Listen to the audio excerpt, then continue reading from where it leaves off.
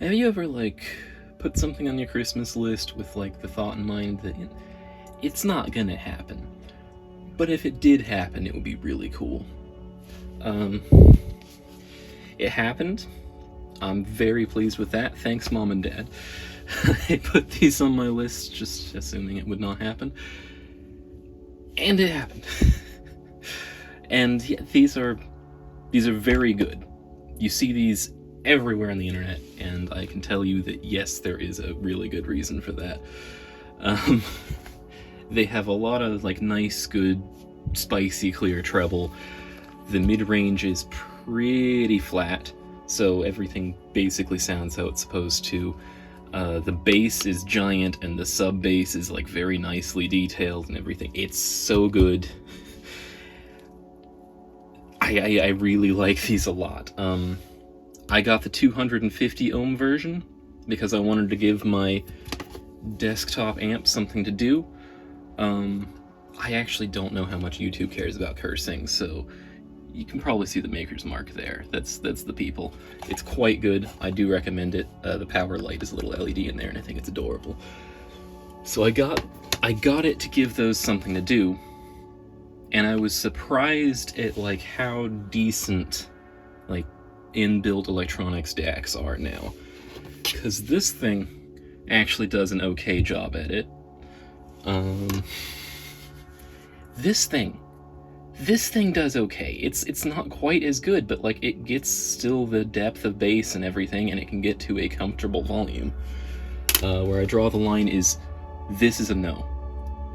Absolutely not. It sounds like an elevator speaker through this, though this will drive it at an appropriate volume. So I'm really impressed with that. These must be really sensitive drivers.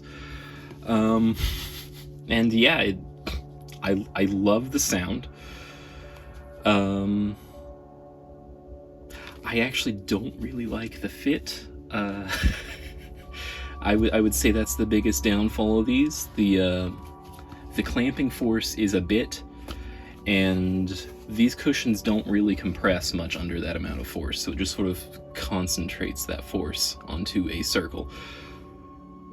Speaking of circles, I can't tell you that I didn't dream this, but I remember reading that Sennheiser spent like a lot of money developing like a nice oval shape for their ear cups to sort of maximize the amount of like front and rear volume on them, so you can get good resonance stuff going on while like being more compact.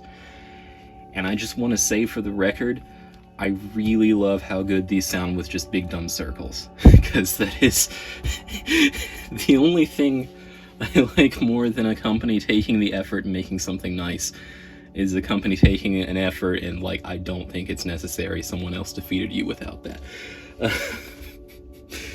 Let's see. Besides a little bit of comfort, I also actually, the word Pro on here, I don't think it should have a non-detachable cable. I mean, come on. I mean, these are meant to be disassemblable in the field with like minimal tools, and there is a huge like aftermarket with like different cushions, which I may try out. It might make it more comfortable, and like people will put detachable cables on there. I mean, like you're supposed to be able to actually fix these if they go wrong in the field, because they are meant for professional purposes.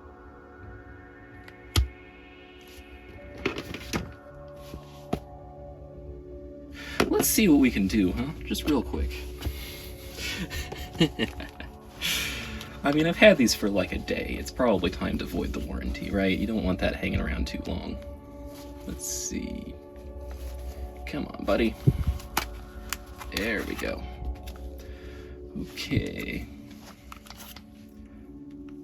So it's supposed to be...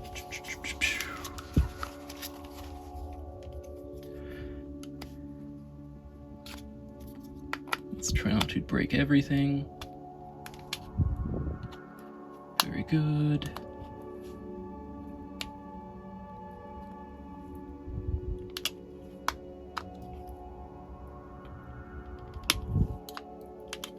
I'm told you can use a flathead screwdriver for this. I have an iFixit kit here. So this weird frame comes out. This weird cushion comes out. That is the business end of a driver right there, I tell you that.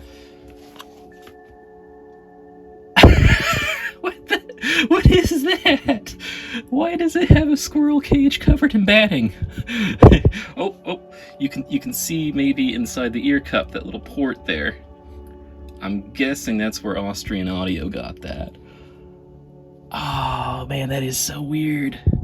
I wish this ear cup was clear, because I'd like to know if this touches the ear cup or if there's like a very specific gap. I would be willing to bet there is a very specific gap between the top of this foam and the back of that ear cup. Ah, that is so weird looking. Excuse me, let's put it back together. Oh, it's keyed. Yeah, a little tab there fits into there. Very nice. Let's put the cushion thing back in. I guess if you want to wash this, it comes out. That's nice. Again, these are very professional, and I believe it's a design from the 80s, so they have had time to workshop it.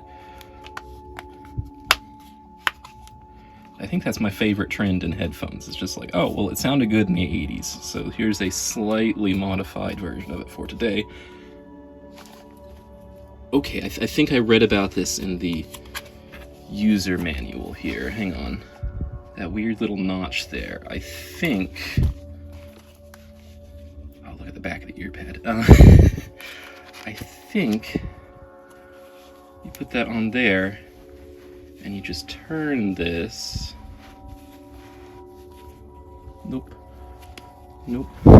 Pretty sure that's supposed to work. Hang on.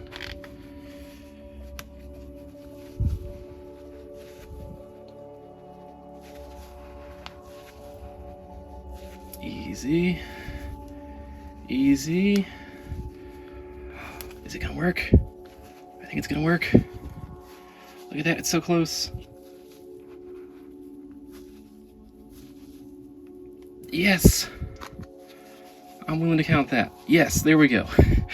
That put it back on. I like that a lot, because that is always the worst part of taking things apart here. And that was the easiest it's been, actually, even though it didn't work at first. Let's see, I suppose we should talk about Austrian Audio with this, because I really feel like there's a lot of influence, especially because these guys are ported closed backs, and these are allegedly ported closed backs. They are both designed for professional use in pretty loud environments, so I feel like it's a pretty fair comparison, even though these are like 3 times the cost or something like that. Let's see. Tuning-wise, these have a lot more bass. Like, a lot. Like, as much as you can responsibly have, and I like that. The mid-range, they're both really good at that. I think the Austrian Audios are a bit flatter. The treble, these actually went out again. But these, I think, are less harsh, and I think that's a really good balance, that these have a treble focus, but they aren't very harsh. This is a lot more detail at that top end, but it can get a little harsh in some mixes. Other than that, the big thing I would say would probably be comfort. These are very comfortable. They almost disappear in your head. It's quite nice. And build quality is notable. I think that's where most of the money went, because like these are built pretty nice. These, I think if you were like in a car chase and you threw these out the window, they would stop the car behind you. So that's something to consider. But this being like $150 to $200 and actually made in Germany, I don't know if you can see that or not. Probably not. There we go, yeah. I mean, these are really good. I also want to talk about the packaging, because that was really freaking weird. Because, like, okay, I got the box here. The front looks pretty good. Yeah, got the Beyerdynamic logo and everything. That's really nice. But I opened it from this angle, and let me simulate. I was like, oh my gosh, they got me... What is this? What is this? It has just a little bit of, like, I would almost say it looks like a translation thing. I don't know what that is or why it just says these words. I mean, they want me to associate it with this, but, like, Use sentences. This is a big box. I can't quite fit it in frame. Use some sentences. Oh, but the packaging is really weird.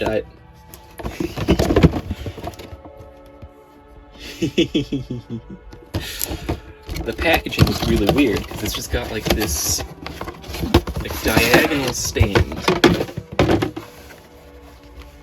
This was just on there like that, standing up in the box, which was really weird. I mean, it seems to have worked. It got here in one piece.